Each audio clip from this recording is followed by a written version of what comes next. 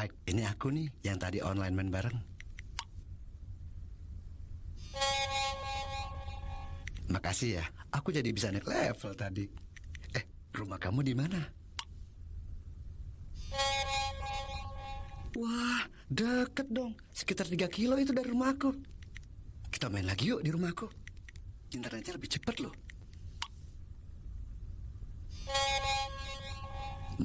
Mereka kerja. Aku sendiri kok. Kamu kelas berapa, Mike? Oh, masih kelas 5 SD. Sama kalau gitu, aku juga. Oh ya, nama aku Putri. Panggil aja Puput. Di dunia maya, siapapun bisa jadi siapa saja. Dampingi anak Anda saat bermain gadget. Kabaratna Pro 4. Tepat pukul 9 waktu Indonesia Tengah, kembali kami hadirkan Kabaratna Pro 4.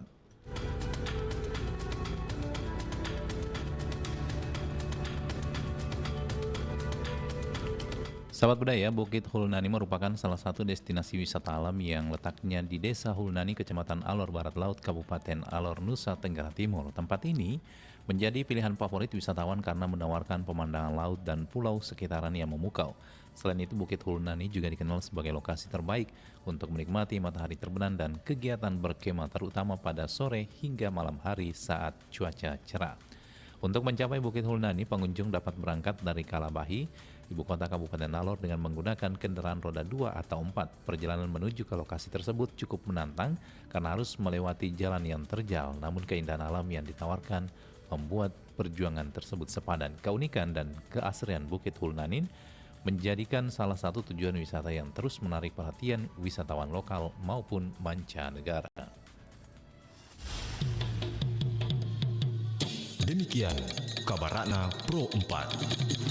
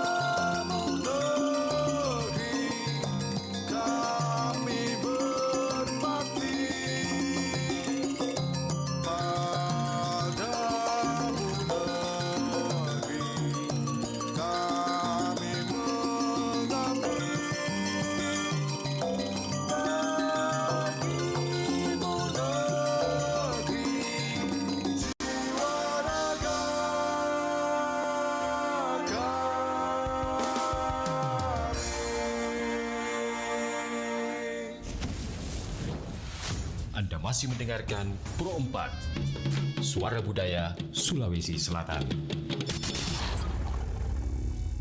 Assalamualaikum warahmatullahi wabarakatuh dan selamat pagi sahabat budaya dimanapun Anda berada. Kita kembali berjumpa di obrolan komunitas. Obrolan komunitas kali ini kita kedatangan tamu dari komunitas KPK, komunitas pendakwah keren.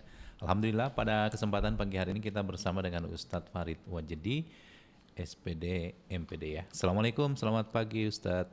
Waalaikumsalam, selamat pagi. Gimana kabar Ustadz, sehat? Alhamdulillah sehat. Iya, senang sekali di pagi hari ini Pro 4 kembali menghadirkan obrolan dari komunitas pendakwah keren bersama dengan Ketua KPK Kabupaten Maros ya, Ustadz ya, betul? Sekwil. Oh, Sekwil, Masya Allah. Zona Sulawesi. Iya. Oke, baik. Kita ngobrol-ngobrol tentang ini Ustadz, profesi tentang dakwah. Mungkin bisa dulu cerita mengenai KPK ini, seperti apa komunitas dakwah, pendakwah keren ini. Oh ya, jadi komunitas pendakwah keren ini 2017 kita sudah mulai terbuka untuk dalam keorganisasian. Jadi komunitas pendakwah keren ini menyatukan jadi wadah tempat persatuan para ustadz yang waktu itu awalnya dimulai di Kalimantan Timur. Oh, dari Kalimantan. Iya, saya bergabung itu nanti musim corona. Ya. 2020. Ya, 2019 saya sudah bergabung di komunitas pendakwah keren ini karena sosok founder kami itu adalah guru kami juga. Waktu di awal 2014 ada audisi di MNC TV. Kebetulan saya juga ikut termasuk bersama dengan dai-dai lainnya. Iya. Ya, bersama Ustadz Zain Aspar, Ustadz Hilal, Mubayyinul Haq, ya. Itu teman-teman semua, Ustadz Muhsin, Iya. dan lain sebagainya. Itu setelah nanti muncul KPK ini di platform sosial media FB pada saat itu. Iya. Saya tanya teman-teman Zain, gimana caranya bergabung? Dia cuma bilang gabung boleh, tapi harus ada syaratnya. Syaratnya apa ya? Harus ikhlas, ruhnya dakwah. Nah itu. Dari situ akhirnya bergeraklah hati ini. Iya. Timbul pertanyaan, berarti selama ini kita dakwah itu hidup dari situ, ya? Nah, itu salah. Ya. Kayaknya kita bagaimana caranya bisa menghidupkan dakwah? Bukan hidup dari dakwah ya. Iya. Menghidupkan Cuma kalau dakwah. dikasih amplop ya jangan tolak. Anu baik itu guys ya. Iya, iya. Nah, akhirnya disitulah terbangun. Saya bawalah KPK ini ke Maros. Maros berkembang, maju semakin banyak. Akhirnya kita diberi kepercayaan untuk menjadi sekretaris di wilayah Sulawesi Selatan bersama dengan Pak Korwil, Ibda Nur Hilal, ya kita jalankan. Dan inilah sekarang KPK yang sangat sangat menjadi terkenal ya di kalangan Sulawesi Selatan. Padahal di luar sana juga ada, Jawa Timur, Jawa Tengah, Iya, iya. Jawa Jadi Barat, seluruh Indonesia Jakarta. ini ada Iya, Ustaz ya. Sumatera Utara, Riau, Iya. itu banyak. Bahkan di Kalimantan Timur, Kalimantan Utara, Sulawesi Barat, Sulawesi Tengah, bahkan Sulawesi Selatan. Yang paling kencang memang pergerakannya ini adalah Sulawesi Selatan. Ini kan menyandang status pendakwa keren Ustadz. Sebenarnya yang kerennya itu di mana? Apakah dari sisi materinya atau dari sisi penampilannya atau apa ya yang membuat kita pakai nama keren ini? Nah, Memang awalnya Iya. KPK ini terbangun masih absolut, masih tertutup. iya, Dia belum membuka diri untuk kepada ustadz kalangan-kalangan berbeda. iya, Kita kumpulan dari dai-dai yang pernah berkecimpung di TV, kecuali TV rusak atau ya, kabel TV. Berkecimpung di TV. iya. Nah, itu awalnya gabungannya di situ. Jadi Lama kelamaan. awalnya membernya itu ya memang sering tampil di layar TV gitu. Ustadz. Iya. Jadi yang keren-keren memang. Yang keren-keren. Cuma lambat laun karena melihat dakwah ini semakin dibutuhkan umat, maka siapapun yang penting tujuan kita sama. Iya. Bagaimana bisa membangun umat dengan dakwah, meskipun dakwah itu tidak harus di atas mimbar, mau itu di sosial media, di atas motor kah, di atas mobil, yang penting dakwahnya itu bisa memberikan wejangan ke orang, mengajak umat ini untuk kebaikan, mengenal Allah dan mengenal Rasulnya Allah. Iya, iya, iya. Kemudian ini Ustadz, kalau dari sisi anggota-anggotanya ini kan dari berbagai kalangan ya, Ya. terserah dia mau NU, Muhammadiyah, kan biasa ada juga yang memang komunitas dakwah itu hanya memang ya khusus untuk NU atau untuk Muhammadiyah. Kalau di KPK ini gimana Ustaz? Ada di antara kita Salafi, ada Wahda, ada Pergis, ada Muhammadiyah, ada NU, ada DDI, banyak kita dalam. Iya. Ada Istiqomah. Nah, Jadi jadi ya kita menyatu di dalam. Ada Sa'diyah, kita menyatu. Perbedaan itu sebenarnya menjadi ilmu buat kita. Bahwa berbeda itu bukan berarti kita harus terpisah, tapi berbeda itu adalah sebuah keberagaman yang menyatukan perasaan kita semua. Intinya adalah silaturahmi, ukhuwah yang kita jaga. Dan inilah mungkin alasan juga kenapa KPK diterima oleh masyarakat ya. Ya, Karena materinya pun materi-materi dakwahnya itu dari berbagai perspektif gitu. Kalau NU tidak bisa masuk di situ ya apa yang bisa masuk kecuali Syiah ya. WK ya. Oke, Ustaz, kalau melihat dari ini juga secara personal branding ini kan dai-dai KPK ini mungkin dari sisi penampilan orang sudah tebak ini kayaknya dari KPK ini. Itu memang apakah memang ada standarisasi daripada KPK sendiri bahwa seorang ustadz KPK itu yang begini tampilannya atau seperti apa? Dari segi bajunya kah Ya, atau kayaknya dari segi perform itu kita sudah iya, baru lihat. atau ciri khas Ciri khas bahasanya bahasa, itu tidak membatasi kita di situ. Iya. dia mau pakai sarung atau mau pakai kelambu ceramah, ndak ada masalah ya. Mau dia pakai baju bodoh, ndak ada masalah. Intinya keren. Keren dan juga ada adab dalam berdakwah. Karena al-adabu fauqal ilmi. Adab itu lebih tinggi daripada ilmu. Masya Allah. Banyak orang berilmu tapi tidak beradab. Makanya inilah yang konsep kita bawa terus, adab yang paling diutamakan. Ya. Biar kita pakai sarung kalau adabnya tidak baik, ya. Biar kita pakai gamis kalau adabnya tidak baik, itu juga bahaya. Banyak orang pakai gamis tapi bawa tas, bom di dalamnya, kan tidak baik itu. Ada juga yang pakai sarung, tapi ternyata dia pergi sabung ayam, kan tidak baik. Nah, makanya pakaian apapun itu, yang penting kita diselimuti dengan dakwah, perjuangan dakwahnya Rasulullah. Nah, itu tidak ada ciri khas tertentu. Yang penting bagaimana bisa menyampaikan dakwah ini dengan keren, itu aja. Yang sekarang ini kan yang diceramai bocil lepep, ini wajah-wajah immortal, muka-muka Mobile Legend, yang muka-mukanya selalu mirip dengan Gacor 88, ya. Muka-muka yang selalu kasih miring HP-nya. Nah, saya tahu wajah-wajah top up ya. Yang pendengar ini mungkin masih ada muka-muka terima bongkaran apa. Tapi ya, kalau saya tidak gitu. Anda Masalahnya Bang Rusmas Jiki ini. Iya beda. Jadi bercerita memang banyak hal ya. Memang tantangan dakwah saat sekarang ini memang luar biasa Ustaz ya. Iya. Karena ini anak-anak Gen Z sekarang yang mau diceramai. Kalau yang orang-orang itu kan istilahnya memang sudah lewat masanya. Lewat masanya. Sekarang ini. Nah, dari KPK sendiri nih apa yang menjadi trip sendiri nih untuk bisa bahwa pesan dakwah ini bisa sampai ke semua kalangan lah, apalagi anak muda ini. Pahami siapa yang didakwahkan, pahami siapa yang didakwahi, pahami konsep apa yang akan harus kau bawa ke sana. Artinya kalau kita dakwah di sosial media, apa yang disukai oleh orang-orang netizen ini? Dakwah itu tidak mesti harus kaku, dakwah itu tidak mesti harus itu aja pembahasannya, masalah agama, masalah ini tidak. Tapi bagaimana mereka diajak untuk mengenal Allah, diajak untuk mengenal Rasulnya Allah, diajak untuk mengenal kebaikan dan mengerjakannya. Itu dakwah. Mau kita bicaranya seperti apa, tidak ada masalah. Intinya bagaimana mereka bisa menerima, merespon dengan baik. Karena terkadang Gen Z ini yang wajah-wajah ulti atlas apa semua ya, muka-muka yang selalu beli skin, ini kalau tidak diceramai seperti bahasa-bahasa immortal, ya bahasa-bahasa Lila Mia Jansen Gatot Kaca Lu Karsun, mereka tidak mau dengar ceramah kita. Dia bilang ini ketinggalan zaman lah. Nah, saya tahu dia sementara ketawa dengar ini saya punya bahasa ini.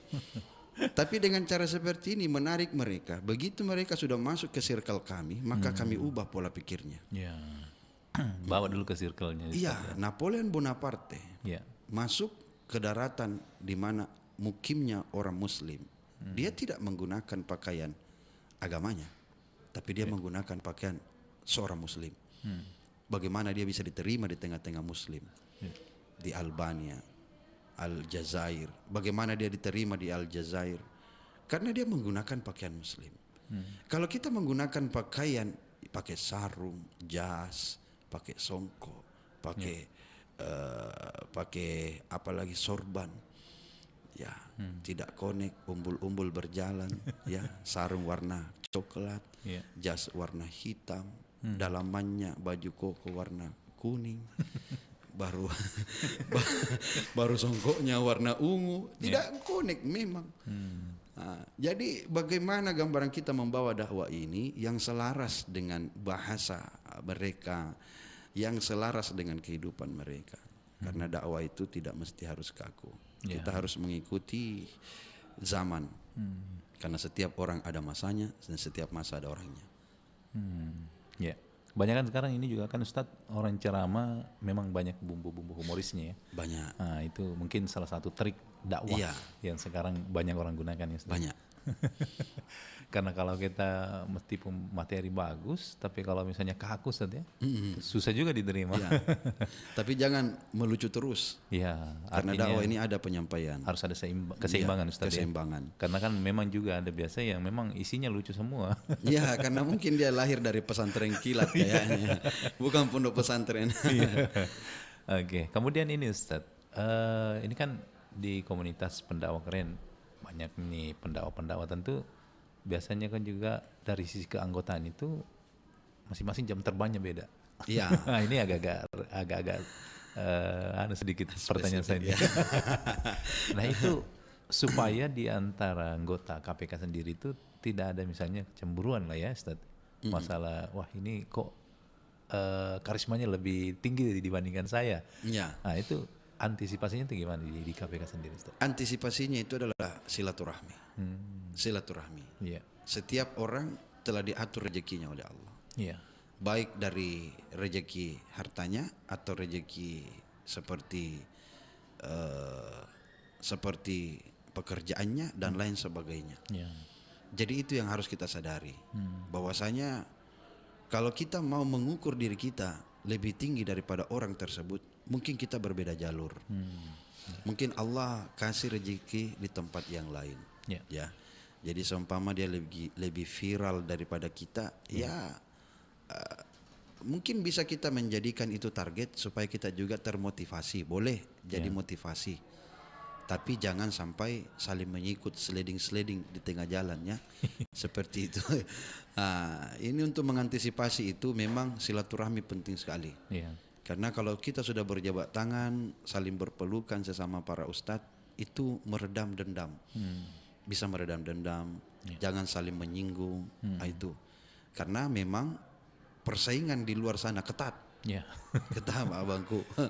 Menyala betul. Iya. Nah, kenapa? Karena itu juga sebenarnya penyakit yang paling berbahaya, penyakit ria.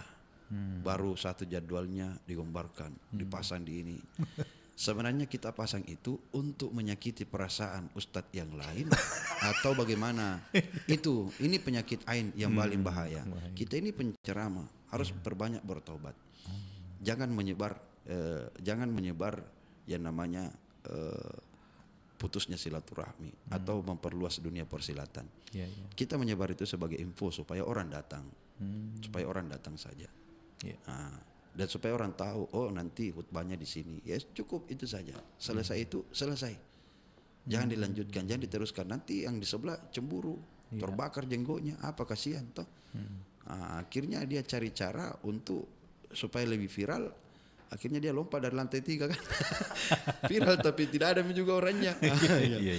Makanya jadilah orang yang bijak menggunakan sosial media. Apalagi tentang hal ini. Karena tidak mungkin tukang becak yang cemburu sama ustadz. Iya. Atau PNS yang cemburu sama ustadz. Tidak. Tapi yang cemburu sama ustadz itu Sesama sendiri. Sesama ustadz. Makanya jarang ada sekali kita lihat itu tukang becak berkelahi dengan penjahit. Iya. Yang menjadi saingannya tukang becak juga. Ustadz juga begitu. Yang menjadi saingan ustadz adalah seorang ustadz juga. Dan jaga mulut. Iya. Jadi menjaga hati, menjaga mulut, dan menjaga silaturahmi. Iya. Masya Allah. Nah kalau dari melihat Ustaz, perkembangan KPK ini baru berapa tahun ini kan sudah banyak, maksudnya dikenal di masyarakat ya. Ya. Itu sebenarnya dalam hal membangun posisi komunitas ini sendiri itu seperti apa sampai bisa dikenal oleh masyarakat itu? Kami membangun dari masjid ke masjid. Dari tempat kajian ke tempat kajian. Ya. Kami tidak pilih-pilih tempat. Dimanapun. Program yang terus berjalan. Konsisten. Yang paling utama. Mulai dari zikir. Ratibul Haddad. Ya, kita zikir. Berbeda dengan teman-teman Wahdah, Salafi. Tapi dia tetap datang. Meskipun dia tidak ikut membaca yang tawassulnya, tidak ada masalah. Intinya kita berkumpul bersama, silaturahmi. Nah, kami sholat di tempatnya subuh, tidak kunut, tidak ada masalah.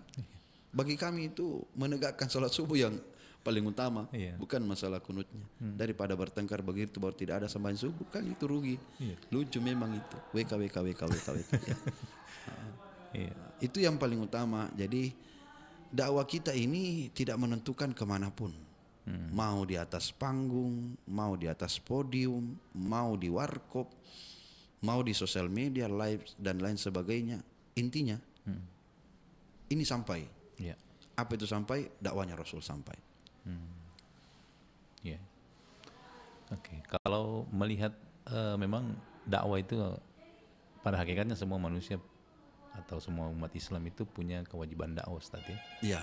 Oke, tapi ada yang mau bergabung, kita terima Iya, dulu. terima, silakan. Assalamualaikum. Ya. Waalaikumsalam warahmatullahi taala wabarakatuh. Ya, dari Dari Bahar di Malaysia ini, Pak. ya, Pak Bahar. Ya. Saya kebetulan Pak Ustaz. Ya. Ya. Begini Pak Ustaz. Ya. Kalau melihat kertas pengelola kertas ya salah.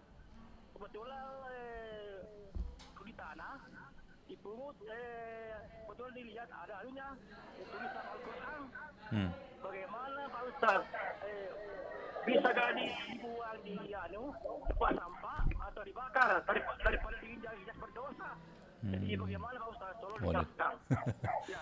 Assalamualaikum warahmatullahi wabarakatuh. Ini pertanyaannya terkait dengan ini Ustaz, tulisan-tulisan Al-Qur'an. Iya, tulisan mushaf Al-Qur'an. Ya. Iya, kalau temukan itu lebih baik kita bakar supaya tidak menjadi dosa jariah ya. Ya. Buat yang pertama kali membuangnya itu. Karena kan biasa di amplop undangan itu biasanya sering muncul ayat-ayat, potongan ayat. Potongan ayat. Sebenarnya itu sangat berbahaya juga. Cuma namanya dakwah kan biasa ditempel di situ. Iya. Di apa dan lain sebagainya. Itu kembali pada niat. Innamal a'malu binniyah wa innamal likulli imri'in ma nawa. Kembali pada niat. Kalau niatmu untuk menistakan Al-Qur'an maka itu dosa. Ya. Kalau niatmu tidak ada niat untuk itu, cuma niatmu dakwah kau simpan di undangan itu, tiba-tiba tercecer jatuh dan niat kita baik, Ya. tapi yang memegangnya itu yang menerima ya mungkin teledor apa dan lain sebagainya. Ya. Sebenarnya itu tergantung pada niat. Kalau memang temukan yang begitu, ya bakar.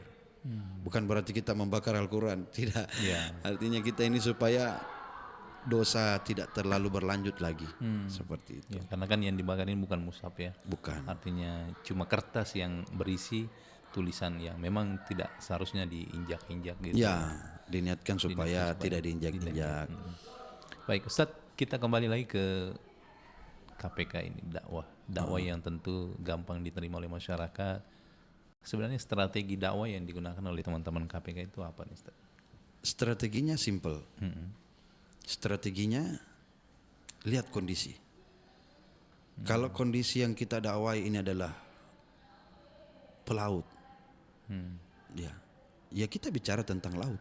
Ya, menyesuaikan materi. Menyesuaikan dengan materi. segmennya, ya. Kalau kita bicara dengan bocil epep, ya kita dakwah di bocil epep, ya bicara tentang itu. Makanya harus pendakwah itu harus serba bisul, serba bisa.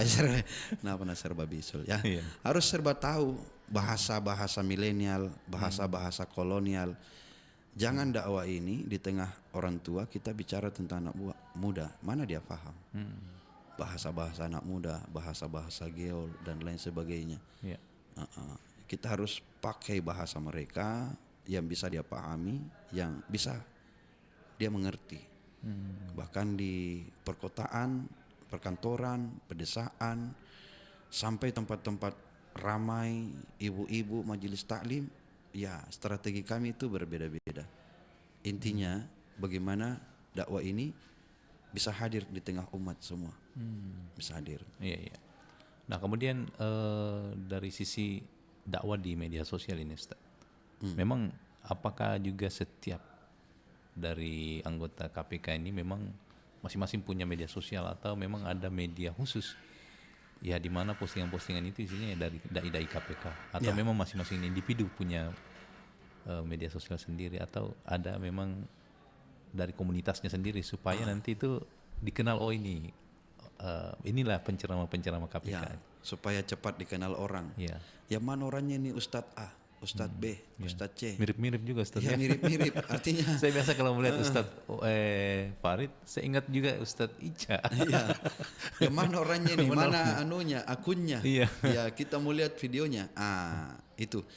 Dulu kami buat satu siaran di YouTube Ya. KPK TV. Tidak ada admin yang bisa bertahan untuk mengerjakan itu. Pertama, manajemensial dalam pembangunan siaran tersebut itu belum sempurna. Ya. Karena yang pegang dulu sebagai admin itu Ustadz. Ustadz juga. Jadi kalau dia sudah punya job, habislah kita. Ya, siapa lagi yang mau disuruh? Itu kendala. Yang kedua, saya pernah mengaturkan bahwa kita harus membangun sisi info berita seperti ini, siaran seperti ini. Kenapa? Ini untuk memperkenalkan dunia luar bahwa KPK itu punya TV. Dan mana namanya Ustaz Mubayyinul Haq, mana namanya Ustaz Ica, mana namanya Ustaz Zain, mana namanya Ustaz Dr. Khairuddin, Ustaz Hilal, ya Ustaz Samsuddin, Ustaz Muammar. Mereka punya cara masing-masing dalam dakwah. Ada yang menggunakan cara dakwanya seperti dia menyanyi, ada cara dakwanya serius, ada cara dakwanya keras kayak mau jihad di Palestina, ya. Ada cara dakwanya memang seperti badut, ada juga cara dakwanya memang menarik untuk ibu-ibu, ya janda-janda pirang, ada cara dakwanya menarik untuk bocil epep dan wajah-wajah immortal, ada. Jadi itu semua ditampilkan dalam siaran dari platform YouTube kami. Cuma kenapa itu terputus? Tidak ada yang kerja. Sistem manajemen untuk penggajian ke situ, menyalurkan penggajiannya itu tidak termanage juga. Kenapa? Karena memang di KPK ini butuh orang bukan pendakwah, tapi tujuannya untuk membangun dakwah. Jadi disitulah kita buka kerang seluas-luasnya bahwa KPK itu bukan cuma penceramah dalam, ada pebisnis, tapi mereka punya tujuan satu. Mereka juga dakwah dengan cara bisnis. Mereka juga dakwah dengan cara mengatur manajemen dalam KPK tersebut. Ada kameramen dan lain sebagainya banyak. Ada juga yang bekerja sama dengan kami di luar, termasuk RRI, TVRI, kecuali TV rusak dan TV banyak semutnya ya. Itu. Iya. Baik, Ustadz, sebentar kita lanjut. Kita kasih dulu satu lagu.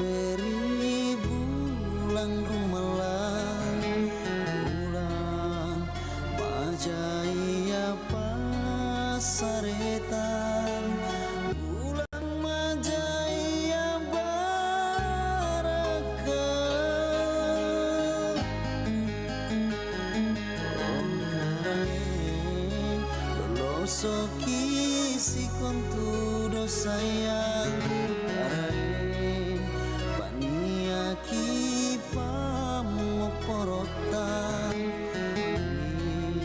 si kama atantani akatoba siagang ilas kari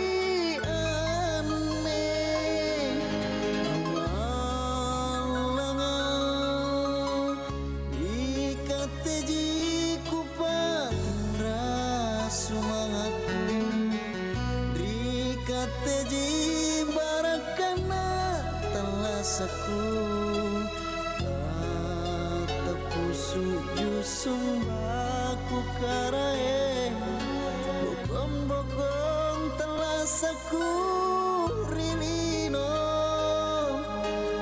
akhirat.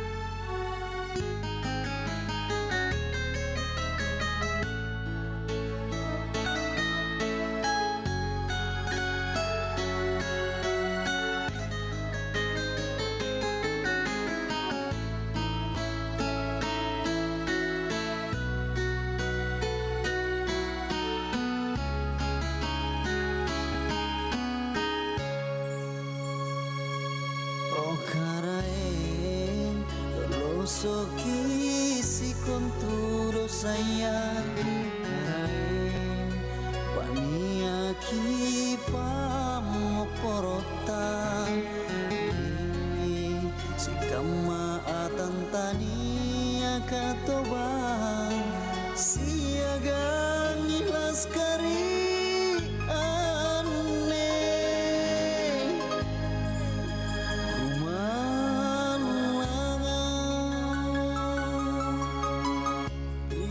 Ikateji kupatindra sumangatku Ikateji barakana talasaku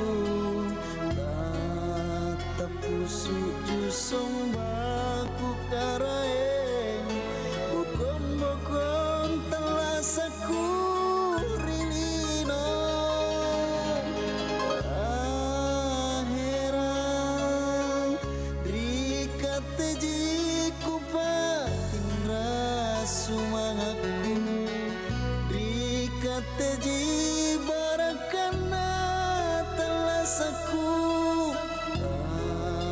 Tapusu jusumbaku karaeng Bokon-bokon talasaku rilino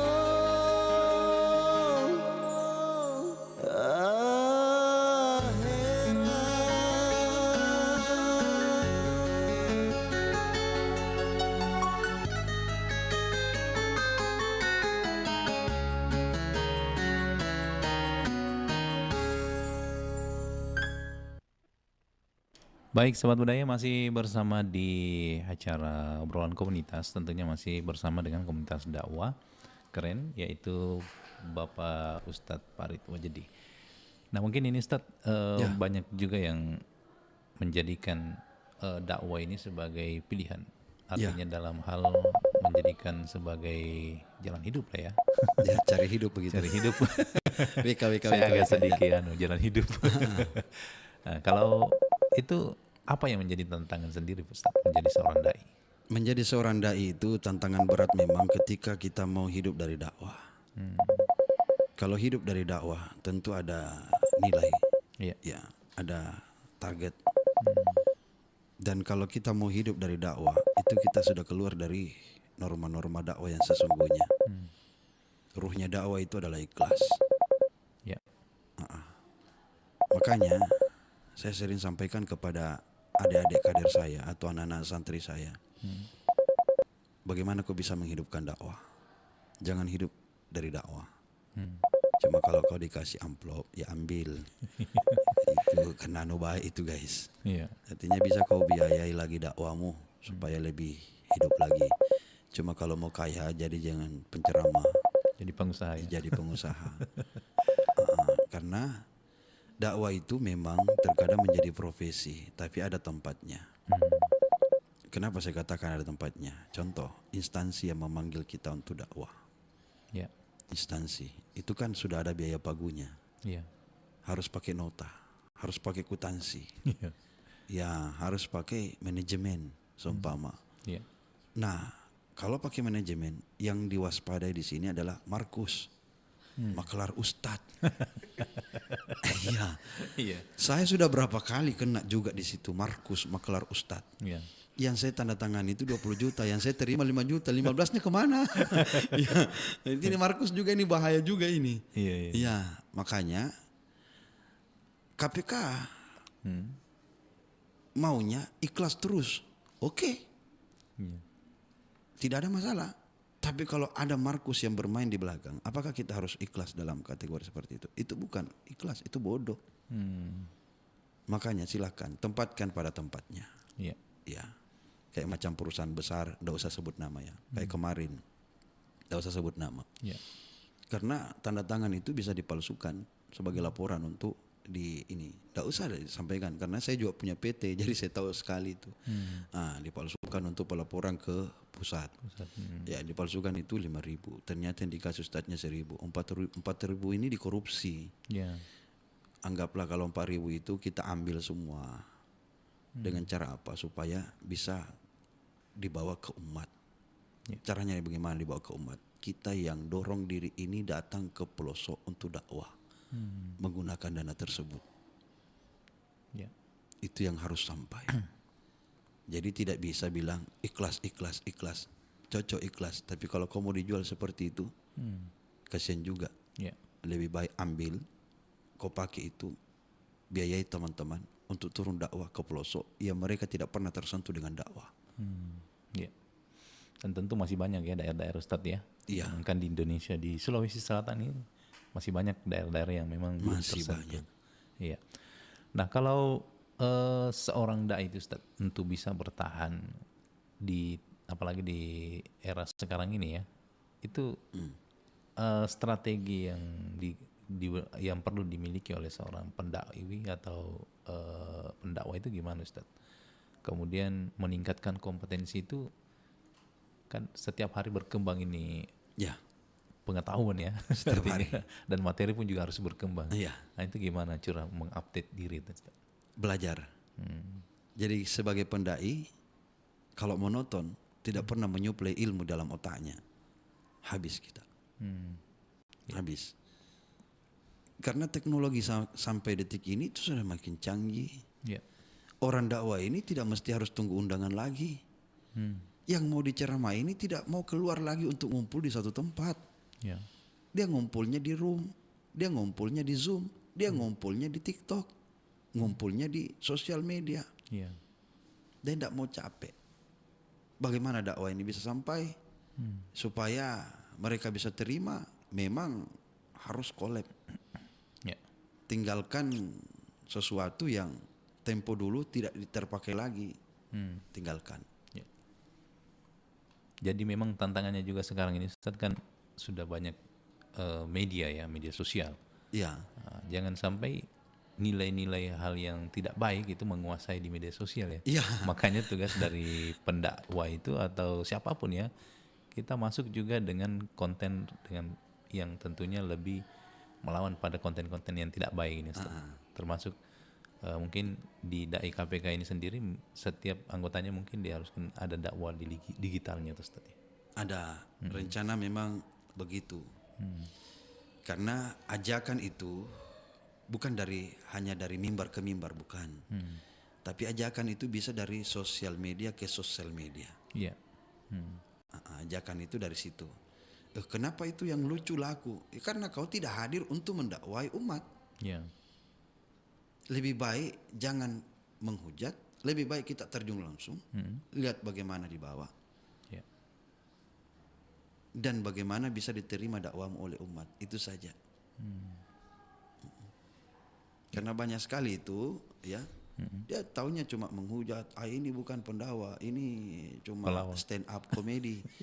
Kok tidak lihat sepenuhnya kita punya dakwah? Iya, hanya potongan-potongan Iya. video mungkin yang dia dapat. Kami ini bukan alumni pesantren kilat, pondok pesantren ini bro. Iya. Kami belajar sama ulama, bukan sama tai lama. Kami tahu baca kitab gundul. Kau yang gondrong saja susah kau baca, apalagi yang gundul. Iya.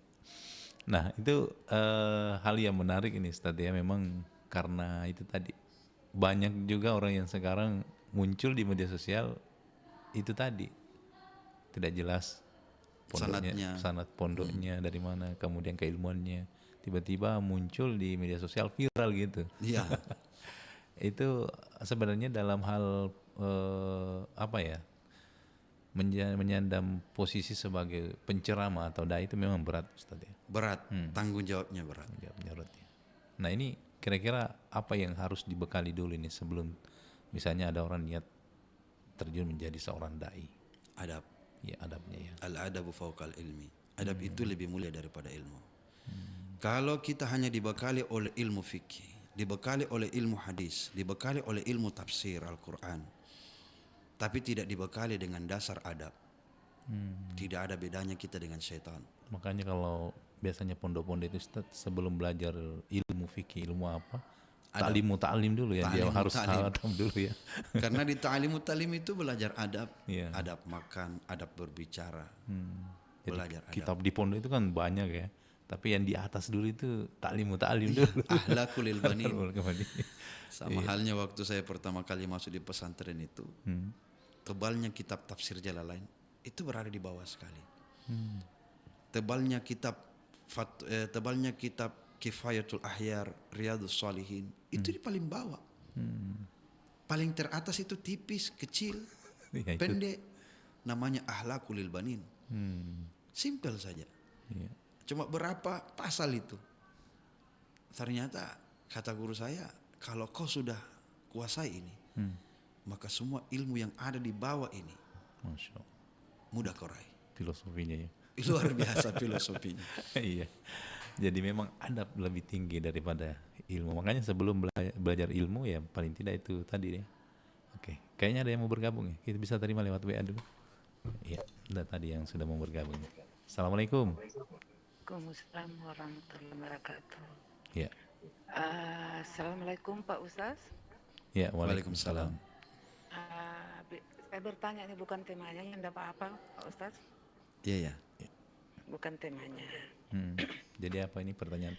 Yang saya tanyakan nih Pak Ustaz, karena banyak sekali saya tanya belum ada jawaban. Mandikan dirimu bukan dengan air.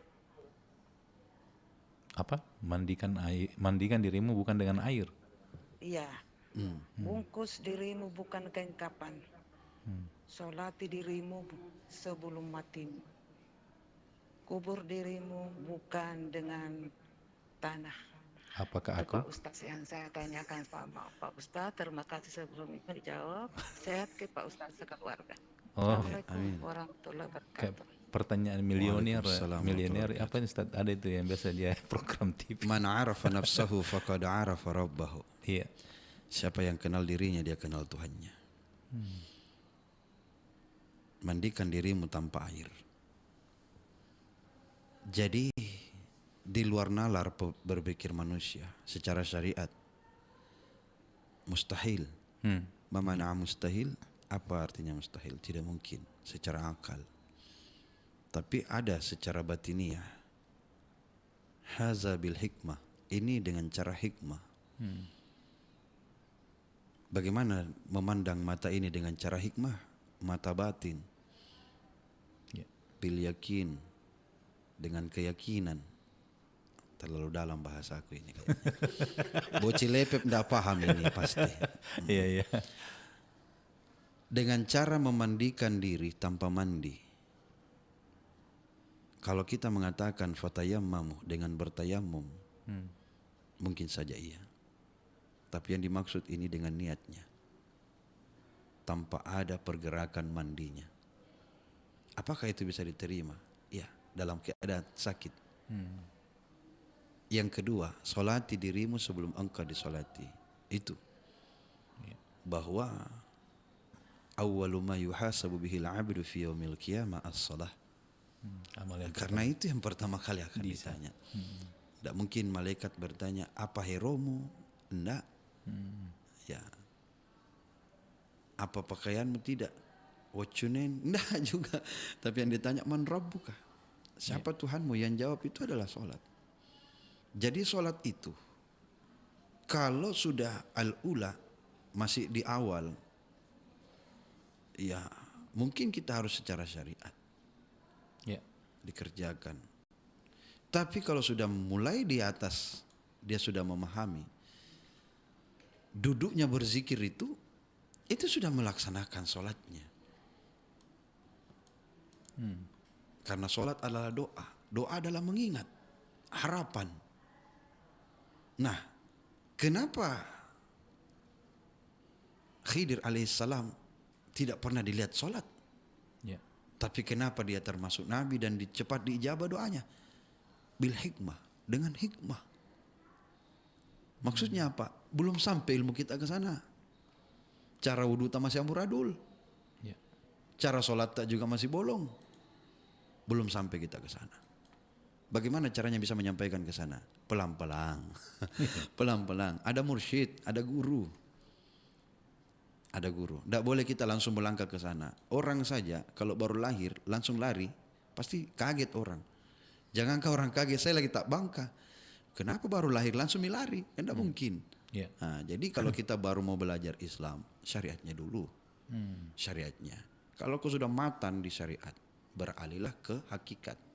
Tentu butuh jalan, namanya tarikat, untuk mencapai satu titik ma'rifat. Ya. Nah, dan semua jawaban itu, pertanyaan yang tadi disampaikan, sebenarnya cuma satu titik. Karena itu bahasanya, solati dirimu sebelum kau disolati, mandilah engkau tanpa menggunakan air. Apalagi itu yang dua. Ya, itulah pokoknya jelasnya. Intinya jawaban membungkus dengan bukan pakaian bukan dengan bukan kafan. kafan. Itu man arafa nafsahu faqad arafa rabbahu. Ini masuk dalam ilmu hikmah sudah ini Ustaz. Ya, kan begini. Kenapa di langit kedua dua nabi? Saya jelaskan sedikit. Saya bongkar sedikit tabir. Iya. Isa dan Yahya. Kenapa dua nabi di langit kedua? Di langit lain tidak Langit dua. pertama kan Nabi Adam ya. Iya. Iya. Langit kedua ini dua nabi. Karena dua nabi ini mustajab doanya. Dua nabi yang mustajab di langit, doanya di langit kedua, dan dua di bumi. Siapa itu dua orang di langit? Isa dan Yahya. Apa dia minta dikasih? Turun hujan, hujan turun. Ya. Minta makanan diturunkan, langsung turun dari langit. Dalam surah Al-Maidah dijelaskan. Orang miskin minta dikasih kaya, langsung kaya. Orang sakit minta disembuhkan. Jangankan yang sakit, yang mati langsung hidup. Dan dua juga di bumi, namanya itu Khidir dan Dajjal. Apa dia minta dikasih juga. Tapi tiga perbedaan ini. Ya. Isa Yahya itu syariat. Ya. Utuh jasadnya, harum. Khidir hilang jasadnya. Itulah tadi yang dimaksud. Bungkuslah dirimu tanpa kain kafan. Hilang, lenyei. Yang ketiga, bau jasadnya, Dajjal. Iya, iya. Cepat diterima doanya. Sama, istidraj. Sanastadrijuhum min haitsu la ya'lamun. Dia dikasih hiburan, tapi dia tidak tahu bahwa itu hiburan. Apa dia minta dikasih? Iya. Bisa juga menghidupkan orang mati. Bisa. Namanya sama, Al-Masih. Cuma dia Al-Masih Dajjal. Isa Al-Masih. Makanya dipertemukan di akhirat kelak nanti. Dipertemukan di akhir zaman. Kenapa? Sama ilmunya. Ya. Sama namanya. Ada almasinya ya. Ada Al-Masihnya. Bisa juga menghidupkan orang mati. Ya. Sama diberikan oleh Allah. Kenapa Yahya tidak diturunkan? Karena Yahya sudah mati. Isa masih hidup. Wa ma qataluhum wa ma salabuhum walakin syubbiha lahum. Nabi Isa itu diangkat. Ditidurkan di langit. Kenapa ditidurkan? Karena ada umatnya tertidur 309 tahun. Namanya Ashabul Kahfi. Ya. Dia ini 2025 tahun lebih ditidurkan oleh Allah. Masya Allah. Panjang penjelasannya ini kayaknya. Iya, iya. Oke, Ustadz, kita kembali lagi ke dakwah ini tadi yang tentu dari komunitas pendakwah keren ya, Ustadz. Kan banyak juga strategi yang dilakukan oleh penceramah-penceramah ini, Ustadz, dalam berdakwah. Iya. Ada yang paling ekstrim juga, dia buka misalnya di media sosial, misalnya di TikTok lah ya. Kan memang ada ayatnya memang bahwa ud'u ila sabili rabbika bil hikmah wal mau'izatil hasanah. Kemudian yang terakhir itu adalah dengan cara berdebat. Nah, kalau dakwah dalam debat ini bagaimana menurut ini, Ustaz? Itu juga dibutuhkan. Oh, itu juga dibutuhkan sekarang. Iya. Jadi ketiga-tiganya ini harus hadir.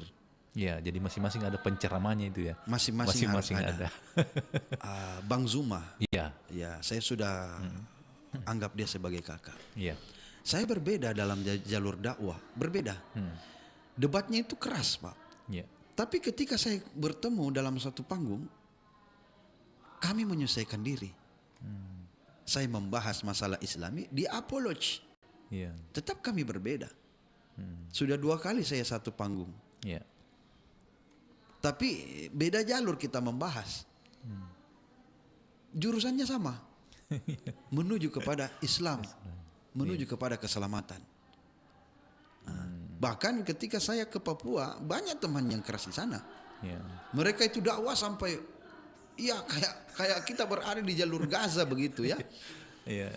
Seperti almarhum ya Yahya Waloni. Iya, jadi memang kayak kita berada di jalur Gaza ini bicaranya ini ya. Iya. Mereka itu punya kondisi masing-masing dalam dakwah. Dan itu tidak boleh bilang, itu salah cara dakwanya. Tidak. Iya. Mereka benar. Cuma cara pandang kita masih sempit. Iya. Cara pandang kita masih sempit. Iya. Ada juga dakwanya yang leha-leha, yang selalu ngelucu, yang selalu bahas cinta, tidak tahu neraka. Iya. Ya mungkin karena dia ceramah di kalangan milenial, bukan kolonial. Iya. Kalau kolonial hantam memang pokoknya ulti saja apa yang kau bilang. Iya. Mereka memang harus dikasih takut-takut. Ya begitu. Kalau jamaah tabligh mana ada dakwanya tentang cinta-cinta?